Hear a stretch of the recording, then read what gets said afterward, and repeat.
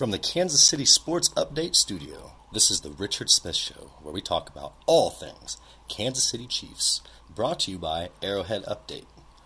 Don't forget to check out our Royals Update podcast with Kevin Mong. Check us out on iHeartRadio, Apple Podcasts, Google Podcasts, Spotify, SoundCloud, Spreaker Player FM, YouTube, and all third-party applications. Also check us out on all major social media platforms. And if you can't find us there, just Google The Richard Smith Show and Kansas City Chiefs, and I promise you will find it. Let's talk Chiefs.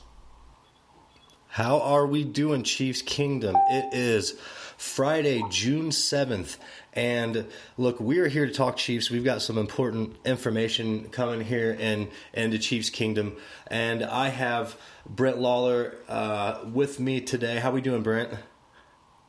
I'm doing. How are you doing? I'm doing great. We also have Chris Chavez with us as well. How are you doing today, Chris? I'm doing fantastic now that we got some good news, man. Absolutely. Hey, we're going to jump right into that. I love having both of you on, but let's jump right into this news that came into Chiefs Kingdom today because we want you to hear it first from Kansas City Sports Update. The Tyreek Hill situation. There's been some clearance with Tyreek Hill, and where it stands right now, look, Tyreek Hill, the DA is still calling this case closed. So realistically, Tyreek Hill is probably going to show up here into training camp and move on. I'm not really sure about a suspension yet. But, Chris, what have you gathered about the Tyreek Hill situation, and what do we have going on up to the moment? So, like you said, the DA is no longer actively investigating Tyreek Hill. However, the league still has not closed up their investigation. They're waiting on the Kansas Department of Children and Families to interview Hill. But as things are currently progressing, it looks like there are going to be no criminal charges coming forth against Tyreek Hill. So that should clear up that portion, or pretty much the investigation moving forward. What that also means is that because that investigation is not complete, he probably won't be there next week for the mandatory mini camps, but that doesn't mean that he won't be available. He'll probably be back for the preseason camp. Right, and which is great news for Chiefs Kingdom. And so, Brent, what does that really entail for the Kansas City Chiefs outside of the legal aspect of Tyreek Hill and Crystal Espinoza? Are we going to see Tyreek Hill in a Chiefs uniform in training camp, and will he be, our number one receiver going into this upcoming season? Well, let me kind of expand a little bit on what Chris was talking. He said that the NFL is waiting for the Department of Children and Family Services to do their investigation. Let's understand that could take some time. I mean, it could take, they could come back with an answer tomorrow or come back weeks, days, months, or years. So if the NFL is going to wait until that investigation's over, I mean, yeah, we could be excited, but if they're going to wait till that investigation's over, I mean, I could see Hill being put on the exemption list. Now, if the NFL just takes the criminal aspect and know that the DA is not actively pursuing Hill for any criminal negligence or anything like that, and go ahead and investigate and rule, I could see Hill being back for training camp, depending on any suspensions. If he's innocent, if he's not done anything criminally, the only thing he would be guilty of is the player conduct policy rule, and I could see kind of a 2-game suspension maybe for that. And so that's going to bode well for the Kansas City Chiefs because he is our number one receiver. I mean, that guy, we saw it last year how many times where he would catch a 5-yard pass, and next thing you know, he's 75 yards in the end zone. Yeah. You can't teach speed, and Hill has speed. So, yeah, I'm excited, but I'm also kind of reserved in that aspect, too, on what the NFL is going to do. And as a Chiefs fan, I want us to be excited, but be realistic as well. And as I read this article, or as I read this article, I had noticed that, truthfully, nothing's changed at all at all. It's just the police came public again for a second time because I'm not sure if Chiefs Kingdom or the NFL or whatever it was, they missed the point that, the case was closed. And they're just reiterating the fact that the case is closed and has been closed. So there really is no breaking news on this situation other than it's just looking like Tyreek is riding out the civil part of this, and we're just going to have to wait and see what happens. But look, with that being said, let's really hone in on Tyreek Hill as a player. Kris, what does Tyreek Hill bring to this Chiefs team? We're talking about a dynamic, once in a generation type of player with world class speed. Let's break him down and get nitty gritty with Tyreek Hill. What's he bring to the Kansas City Chiefs? In a word, speed. You very, very rarely ever see a wide receiver with his kind of speed. Like you said, it's once in a generational. The guy is able to. Sorry, this is kind of hard to really explain. He's kind of like Jamal Charles as far as speed goes, and I would have loved to see those two in a foot race. But at the wide receiver position, he can make cuts at top speed and somehow find a way to get faster while making that cut.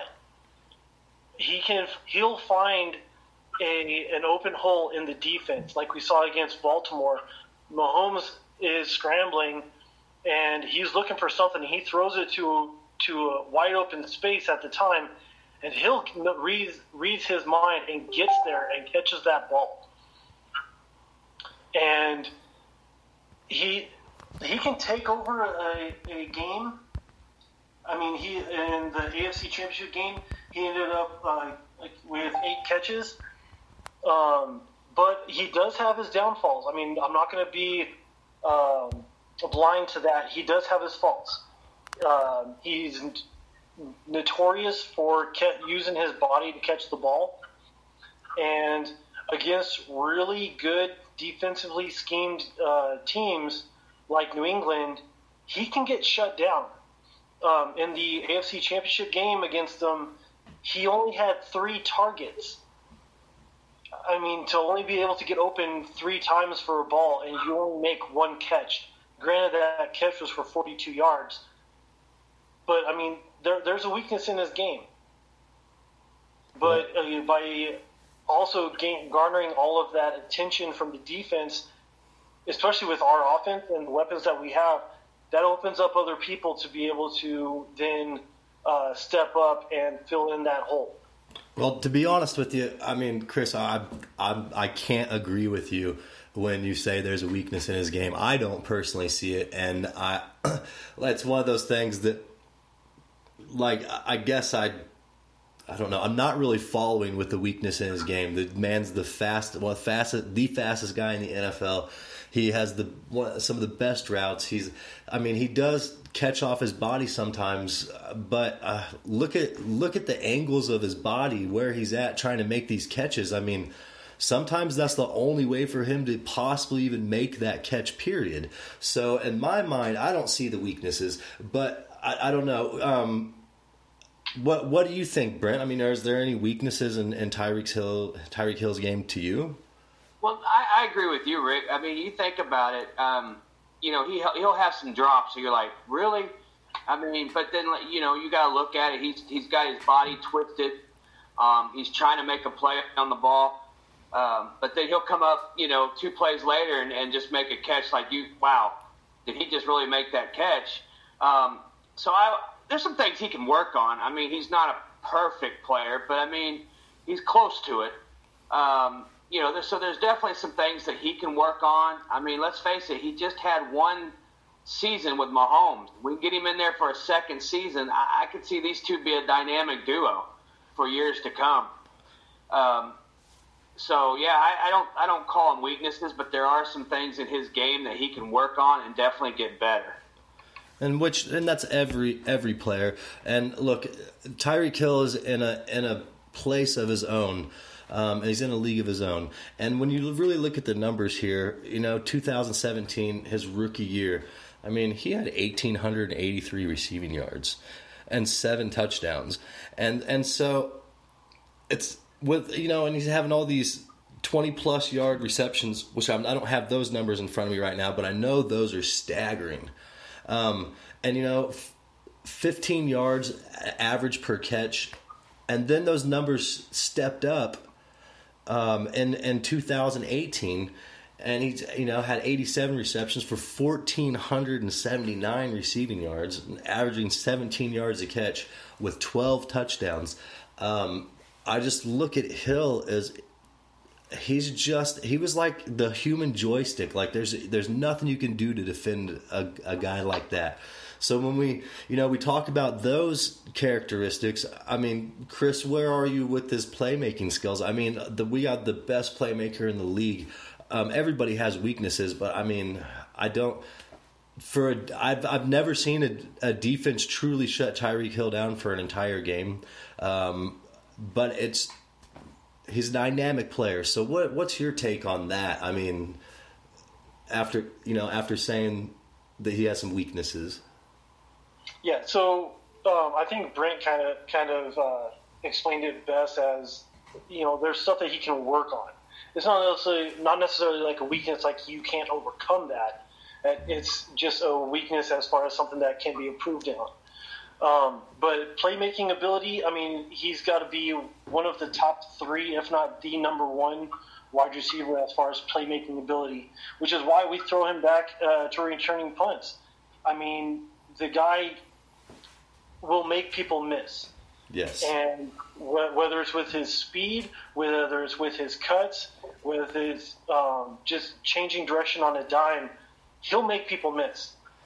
Yes, and here's the thing that I really want to emphasize on to Chiefs Kingdom and everybody is when it comes to where the direction of the Kansas City Chiefs and then the history of football, when you made a dynasty run in the NFL, it was a quarterback-receiver duo.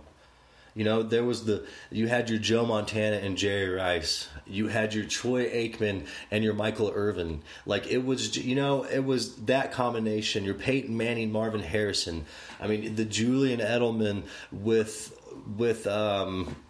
Brady and Moss. I mean, you got to have that complement in receiver spot, and that's what we have. And I think that's Tyreek Hill is such an important aspect to our team. It would crush the Kansas City Chiefs if he wasn't on the field. And then, so with that, look, we know Tyreek Hill is huge in everything to the Chiefs, and there'll be more news to come. But I don't really think we have to hold our breaths like we have been here in Chiefs Kingdom. But we're gonna go ahead and move on. And Rick, can I add something real quick? Yeah. You mentioned that this was his rookie season was 2017. It's actually 2016. He's going into his 4th season now. Oh my! So yeah, he started in 2016 and he had 61 catches, 75 in 2017, and 87 last year. So I mean, if he plays the full season, I could see him being a 100-catch receiver this year. Anyway, I just wanted to throw that in there. No, I appreciate that. What I didn't do is hit the little scroll down button on the stats. And as soon as you said that, I was like, click, and then it came up. But hey, I appreciate the correction. Like those things are needed. If I'm wrong, please correct me. So yes, moving on.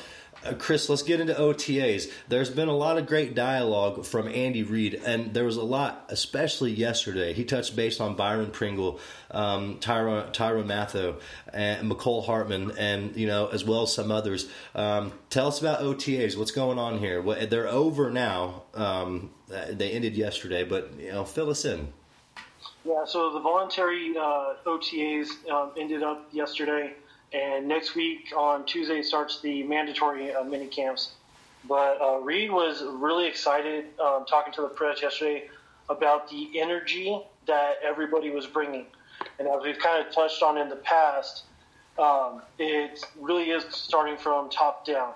The new defensive coordinator, the linebacking coach, and with House, I mean, these guys are bringing energy. The players are bringing energy. and a lot of the young guys are getting a lot of reps with a couple guys not showing up or being held out due to injury concerns. But I think that that's really just going to be a good thing because we need to see what we have at tight end. And with Kelsey not getting any reps there, or being able to see what we have and watching these young guys develop is going to be really important for us. Yeah. Pringle have really stepped up, and over the last week or so, several coaches have mentioned him specifically by name, and they're talking about what he's how impressive he's been over the last couple weeks. Gotcha, and that's great. I love hearing good things about Byron Pringle. He's a local kid there. It's also said that he dropped weight. I don't know. There's some background noise going on. I don't know who it is, but I just wanted to point that out. But Byron Pringle has dropped some weight. He's catching with the hands. Big Red's had a lot of good things to say about him. Brent, pick up where Kris left off in OTAs. What else do we have coming out of OTAs? Well, I think you got they've been looking at McCole Hardman. I read an article today where he stepped up. Andy Reid's made some comments where he'll might not run a route very well the first time, but by the second or third time he's got it down. So, he's shining as well. I mean, that's one of our strengths in this football team is our wide receivers. I mean, a couple years ago that was a weakness, but now it's one of our strengths. So that's very exciting. Pringle's definitely very exciting. I've kind of watched him. He's one definitely I want to watch during the preseason. The other one is Thornhill. He's out right now, but he was making some, people turn their heads toward him. So he was definitely making some plays there in OTAs. Another one is the running back situation. Andy made the comment that this is Damian Williams' job to lose. So they've definitely been looking at him. And then the other one that's a concern right now is the tight end situation. It just got reported this week that Kelsey's probably going to miss mandatory camp next week. He's still about, recovering from surgery, off-season surgery. Yoder and Bell both banged up. So they didn't practice this week, and so we're actually got 2 or 3 tight ends who played different positions last year running routes. And so Andy Reid made a comment about that he likes a couple of those kids. And we just signed, I think it's Kaiser from Baltimore. So, I mean, that's a concern right now in OTAs is tight ends. Who's going to be who's going to step in? We lost Harris in the offseason. So who's going to be that other go-to guy? So that's definitely a position I'm watching. What I like hearing about the tight end position right now at the Kansas City Chiefs, though, with Travis Kelce being out due to his off-season surgery, and he probably won't be back till training camp. These backup tight ends, they're getting all the reps, so they're getting a lot of time with Mahomes that they wouldn't normally get. So I think it's a good thing, as far as our depth at tight end, because they're getting more reps than they normally would. And for Chiefs Kingdom, with Travis Kelce right now, and that's a good thing. But let's just be honest, Travis Kelce will be back for preseason. He will be back for training camp. But it's always good to have depth at that position.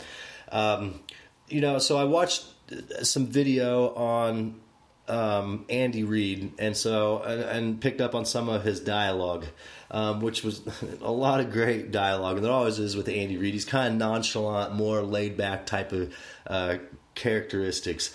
And so, he was talking about Byron Pringle dropping weight and catching with the hands and really showing improvement, which is huge because, look, I don't know if anybody realizes, but Byron Pringle, that's our big body receiver that we were trying to get.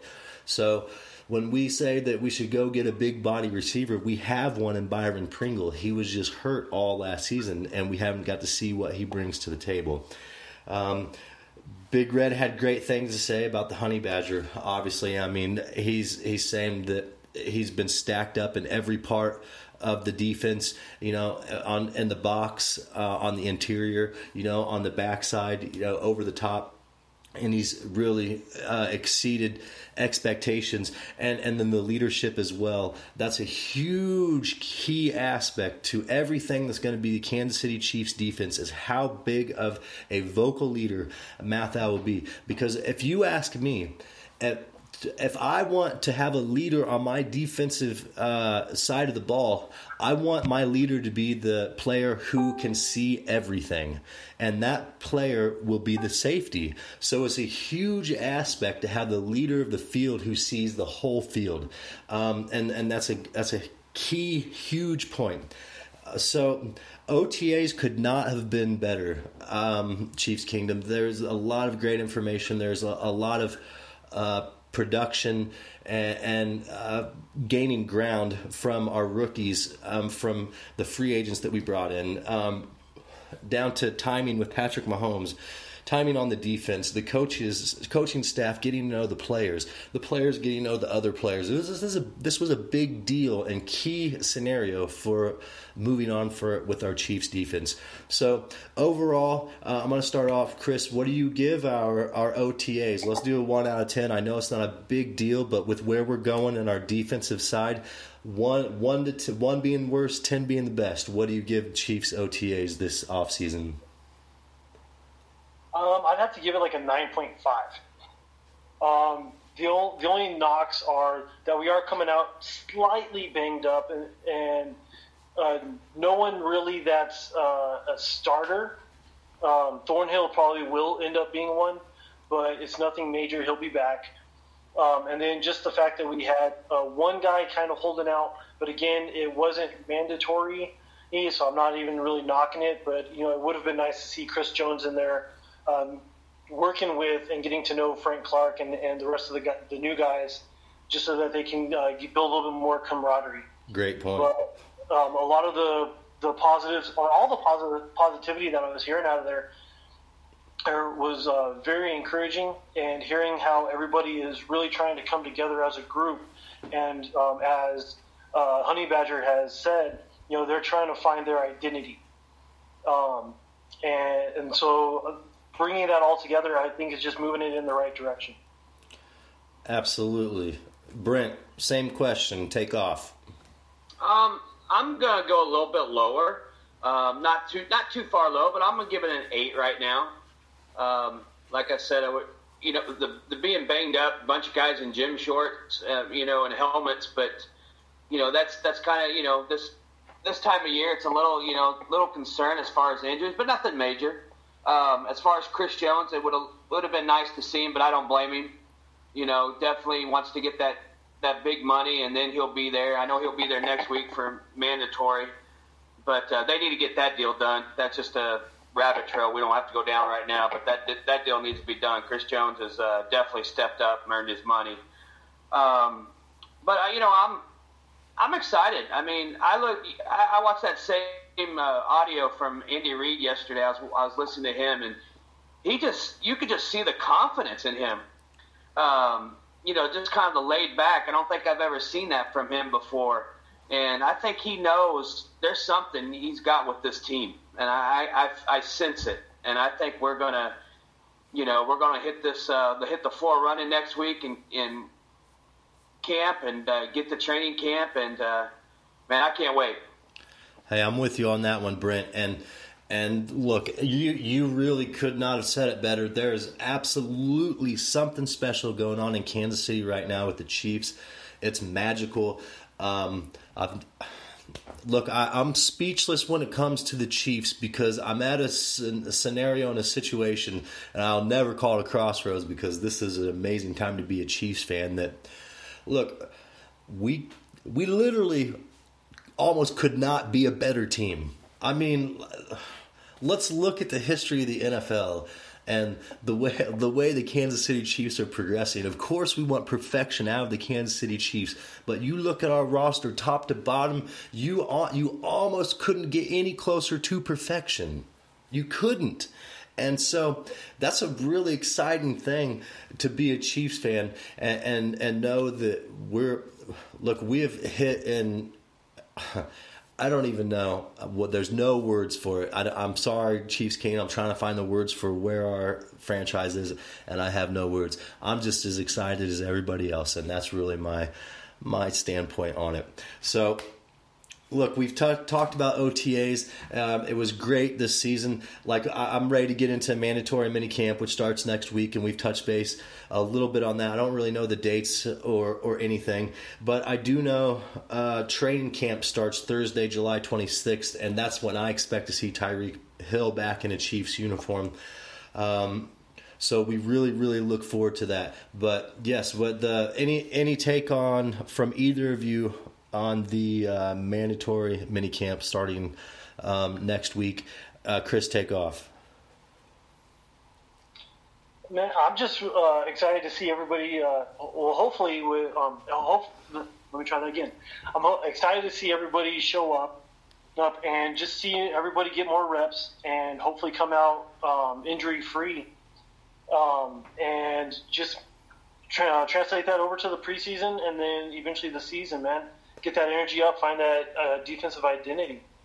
Yes, and look, me personally, I'm excited about the mandatory minicamp because this is really going to be the first time that we're going to see most of our starters on the field. Minus our one of our biggest playmakers on offense and defense, but still, there's enough elements out there on the field next week to be able to give us an idea of what we're truly looking at with the Kansas City Chiefs coming up. So, Brent, go ahead and take off. Same question. Well, I'm definitely excited. This is going to be, we're going to do 7-on-7 drills. I want to see, how Mahomes and all the other receivers, Hill probably will not be there. So let's see what Hardman can do against a first-string defense and see how he shines. Pringle. Like I said, the wide receiver to me is exciting. We've got a bunch of guys who can fly, a bunch of guys who can catch the ball. So, I'm anxious to see who Mahomes has that camaraderie with, that gel, and see, right now. And the running back situation, I think I want to see between Damian Williams. Is he going to – I know some people are not sold on him. I know he stepped up – in my opinion, he stepped up the last 5 games of the season. Was instrumental in that playoff win against the Colts in the game that he had. He had, I think, two touchdowns against the Patriots, so I'm anxious to see how he is. But Carlos Hyde is right there behind him, and I know he's got talent, so I'm anxious to see how the offensive side of the ball is. And on the defensive side, man, I'm ready to see how, Chris Jones in there. Let's look at that defensive line. Let's start gelling. Let's see what we can, you got a true leader in Mathau now, the Honey Badger. Frank Clark seems to step up as a leader. So, yeah, I'm excited. Get that defense gelling and hit training camp and let's go for that goal, man, to win a Super Bowl this year. It's Super Bowl or bust for sure. So I look at this as, Kansas City getting the first chance to really take a look at, what the Kansas City Chiefs are in this upcoming season, and that is extremely exciting. But as a football fan in general, this is the worst time of the year to be a football fan, and it's going to drag on and drag on and drag on. I don't care what anybody says in Kansas City. August can't come soon enough. And I'm sure all of you feel the same. I love the summer, but right now, dang it, fall and winter are my favorite times of year. So with that being said, here we go. We're going to get into the quote-unquote the season preview. We have touched base on the first 3 preseason games, and tonight we have the Green Bay Packers for the final preseason game moving into the regular season. But also, we have the Green Bay Packers in the regular season as well. So this overview of the Packers, to me, is more important than any other Week 4 matchup that we've had in preseason, because we wouldn't be seeing them again in the regular season. And also, I want to make a big point. I also like this as well with the divisional games, because where the Chiefs and Packers stand right now are not where the Chiefs and Packers are going to be in Week 8. So these breakdowns, are, in my mind, are important. We'll probably do this again mid-season and break down the rest of the teams from then on out. But with that being said, Let's talk about the Green Bay Packers. Let's get into it. Brent, go ahead and take off on the Green Bay Packers. Well, I think, in the last preseason game, all we're going to see is how well Rodgers and Mahomes can carry a clipboard. Because I doubt those two guys will even step on the field in uniform. They might be in uniform, but I don't see them playing at all. I think you're going to see, Litton and Henne and whoever the backups are in Green Bay. So that preseason game, it's going to be fun because you're going to see a lot of the guys that are on the bubble and see how well they stepped up. I felt like this was a game last year where Pringle would have made the team, but this is where he got hurt. So, you have that. You go into Week 8, that's when we're going to see the Mahomes-Rodgers battle. I mean, this could be, if all goes well. I mean, Green Bay's coming in with a new head coach. They're coming in with some major subtractions from their team, but, they've gone and done pretty well in free agency. And so this could be one of those years where Green Bay puts it all together, and who knows, that could be an opponent we see in Week 8 and in the big game at the end of the year. Wouldn't that be something? Another Super Bowl with Green Bay. Maybe we get a little revenge from Super Bowl I. Yes, and I'm glad you touched base on that because, look, in my notes today, I do have that I want to touch base on the first Super Bowl. We did lose that game to the Green Bay Packers 35-10, and I will say that, hey, I wouldn't mind getting some redemption on an Aaron Rodgers-led Green Bay Packers in the Super Bowl. Plus, they had a decent offseason. Okay, they had a decent offseason in my mind. They kept Randall Cobb, that was a smart decision. And then they went out and got Jimmy Graham. So I look at that situation. Look, we've got some guys that we need to look out for here in the upcoming season with the Green Bay Packers. Am I worried about the Green Bay Packers?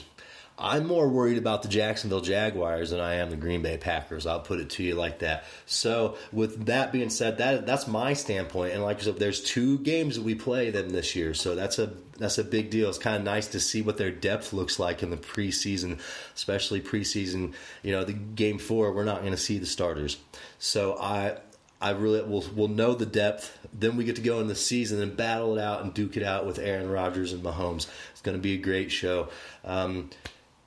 Hey, Kris, I feel like I'm leaving you hanging here. There's a lot of great things said about, this matchup here. But go ahead and take off about the Green Bay Packers. What's your take, Game 4 of the preseason? And then go ahead and hop into Week 8 of the regular season. Okay, so this is a really odd situation for the Chiefs to be in, playing a team that they're going to see later on in the season. So play calling wise, I expect for a lot of vanilla play calling. I mean, we're not going to see anything special, and probably anything that the Green Bay sees in this game, they won't see in Week 8. As far as personnel goes, it kind of depends on how comfortable Reed feels with where the team is at. If he doesn't feel that they are game ready for a full 4 quarters, we might see some of the starters play at least a half. I think Mahomes and Rodgers might get a series or 2, just kind of work out some kinks and timing with their receivers and maybe some play calling with the offensive line, and then they're going to be sitting and they're going to be holding that clipboard. I think they're going to probably see a lot of the players that are on the bubble in the second half.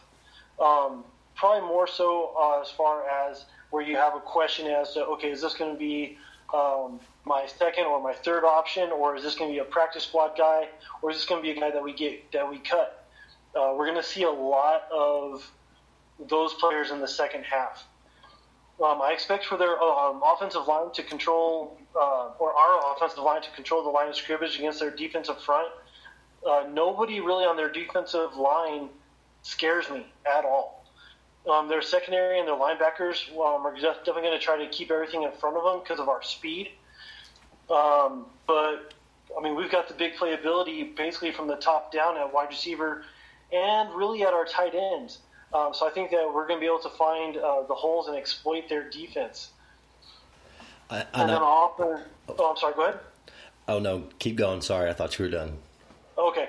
On offense, when you're going up against an elite quarterback in Rodgers, and again, this is going to kind of depend on how much of him we really see, but you can never rule anything out. And I think this is going to probably carry more over to Week 8 when we play against him. But, I mean, it won't matter how big of a lead we have against him. If he's in the game, they've got a chance to come back and win. As we saw last year when he was out against, I believe, Week 1 against the Bears. I mean, he came back in that second half and just absolutely freaking demolished the Bears and came back and won that game. And so when we're playing against Green Bay, man, we have to keep the pedal to the metal and floor it the whole way out. Kind of like we did against the Rams, just not giving up that many points. I completely agree with you. And one thing I do want to say about this Green Bay Packers team in particular, and keep in mind, I'm talking about a Green Bay Packers team who's had 4 quarterbacks in their entire franchise history. It might be 5, but I'm pretty sure it's only 4 in the entire history of the Green Bay Packers. This is the weakest Green Bay Packers team in the last 25 years.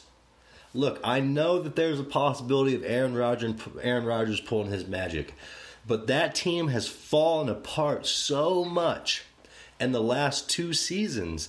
Like I cannot see Aaron Rodgers even making it to the NFC Championship game with all the talent that's stacked up in the NFC right now.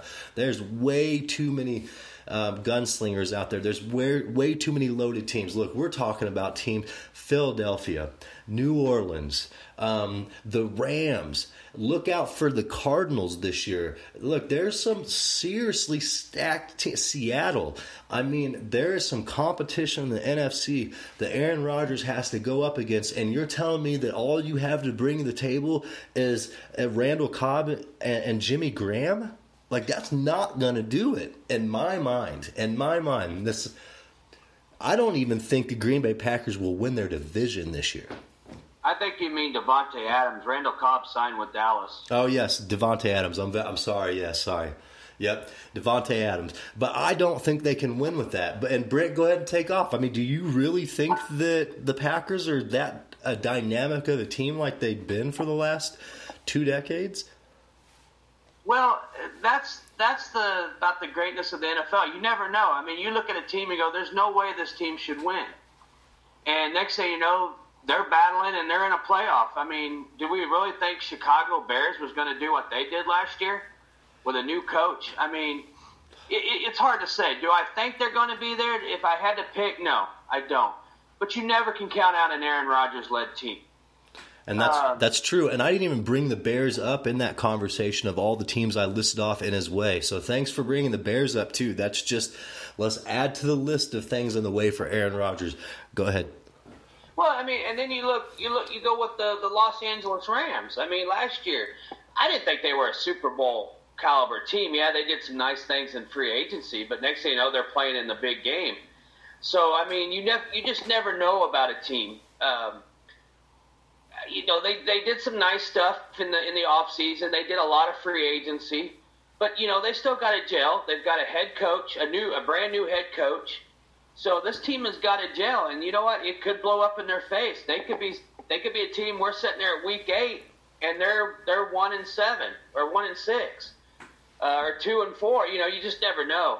So, or they could be sitting there at 7-0. We just we don't know what kind of team Green Bay is going to be. And that's the beauty about the NFL. You just don't know. I mean, we can look at a team and say, man, they sucked last year, but next thing you know, they're leading their division the next year. So, and with that being said, and they are that type of team, but there is some talent in their division right now. They've got their backs kind of against the wall. I agree with that. In their own division. Now, so with all of that being said, look, I'm not going to waste my time with this 4th preseason game and ask your all's take on, well, who's going to win. Because let's be honest, that's just depth. That's all we're looking at here. Let's move on to Week 8. Chiefs, Packers, primetime television. Also want to keep that in mind. This is a primetime game. I want your take is, will we win that game, and how is it going to be in your prediction? Well, when I sat down a few weeks ago and I looked at the schedule, I picked us at 12-4 with one home loss, and I circled the Packers as a home loss, just for the fact that, I think it's going to be a great game. I think it's going to be a back and forth game, but I'm just going to give the edge to Rodgers. Hey, I'm a Chiefs fan. I hope I'm wrong. Anytime I pick against the Chiefs, I hope and pray I'm wrong. You know that. Right. But I had to. I don't think we're going 19-0. I don't think that. So I thought, well, we'll get one team will catch us at home, and that's who I circled was the Green Bay Packers. Hey, look, that is absolutely one of my losses for the season as well, and I hate it. Look, our primetime record last year was miserable. We did horrible in primetime games last year. I believe we were like 1-4 or something. I don't even know what it was. But that's my circled loss too. I feel like the Aaron Rodgers is one of those guys that'll just inch out a win against Kansas City no matter how good or bad their season goes. That's just, I'm with you. We can't win them all.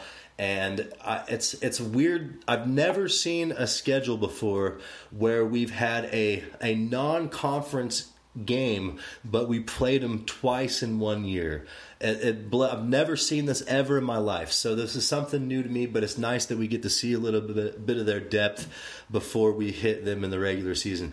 But will that bite us in the butt? Kris, take off on that. Let me know that. Is them being able to see our depth one time in the preseason enough for them to have an edge over the Kansas City Chiefs on primetime television in Week 8?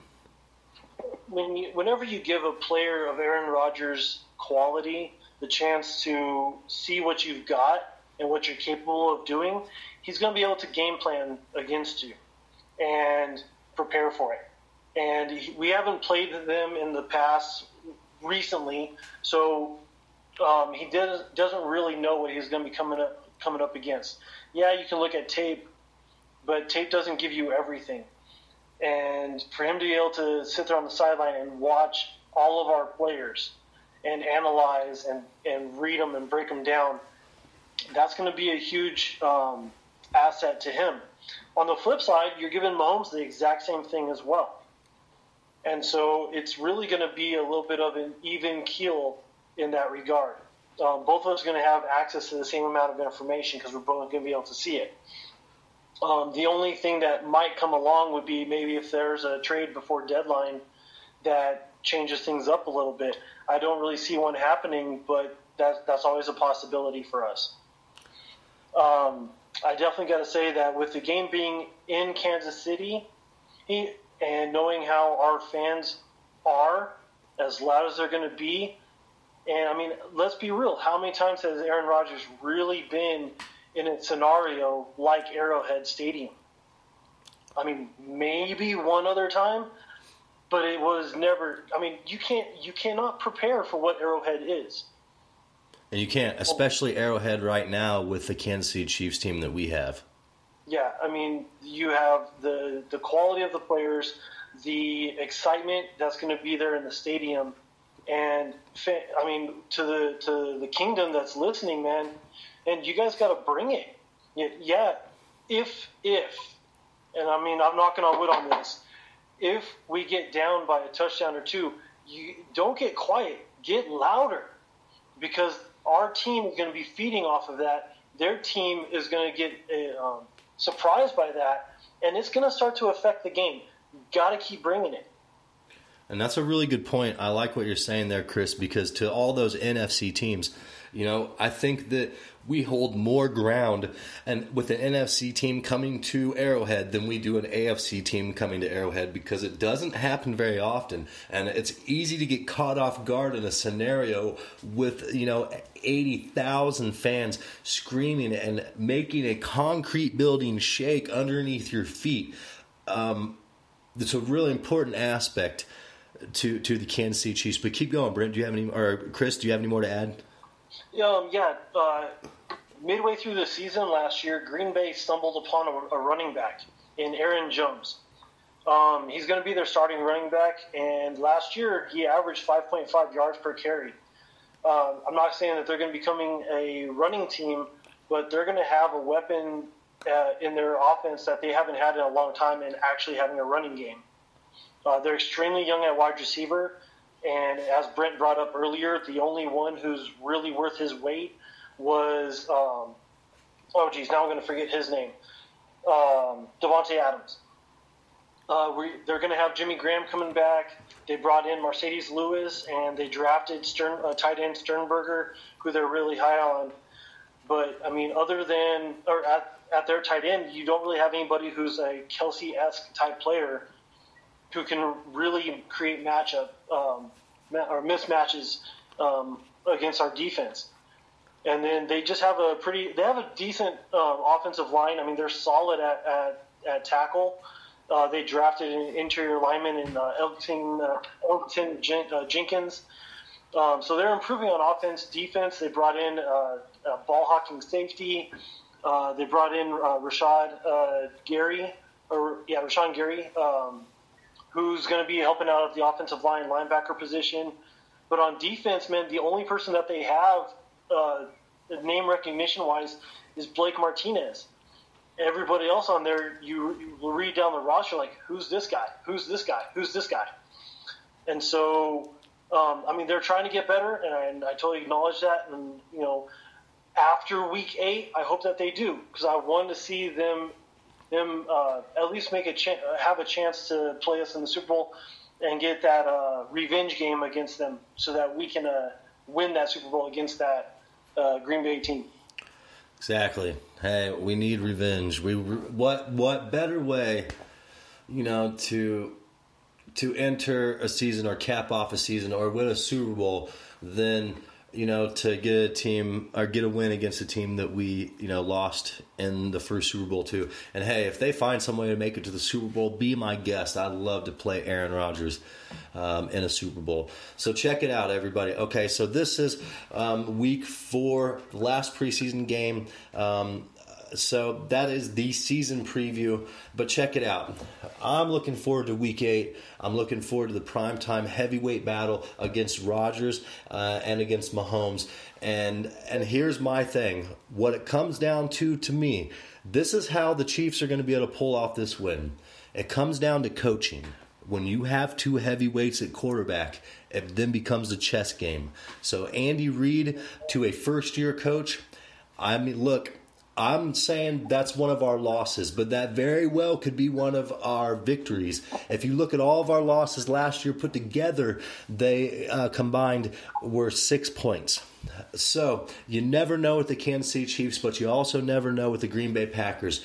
That's always one that every single team is going to have circled as long as Aaron Rodgers is on the Green Bay Packers. And so that's one we got to look out for, Kansas City. We really got to look out for the Green Bay Packers. But with that being said, Chris Chavez, our senior NFL analyst, thank you for being on tonight. I really appreciate it. Sure thing, man. Anytime, man. It was a pleasure. Awesome. Good deal. Hey, Brent Lawler, also pleasure having you on tonight. I appreciate your analysis, man. It's always fun talking football with you. Yeah, I enjoy it, Ricky. Thank you for having me. The pleasure is mine. So, Kansas City, that is our broadcast for this evening. It's Friday. I want to get this out to you here in Chiefs Kingdom as you all get off work and head into your work weekend, because there is some news about Tyreek Hill, and we touch base on that. And really, let's keep it honest, it's just a reiteration that there is no criminal case against Tyreek Hill at this moment, but there still is the civil matter. So check it out, Kansas City. This is our OTA episode. OTAs are over. We're going to be heading into our mandatory mini camps next week, and then training camp begins July 26th, and that is a Thursday. So you have a great weekend, Kansas City. This is the Richard Smith Show, where we talk about all things Kansas City Chiefs. We're here at the Kansas City Sports Update Studios, brought to you by Arrowhead Update. Check us out on iHeartRadio, Google Podcasts, Apple Podcasts, Spotify, Spreaker, SoundCloud, Player FM, YouTube, and all third-party applications.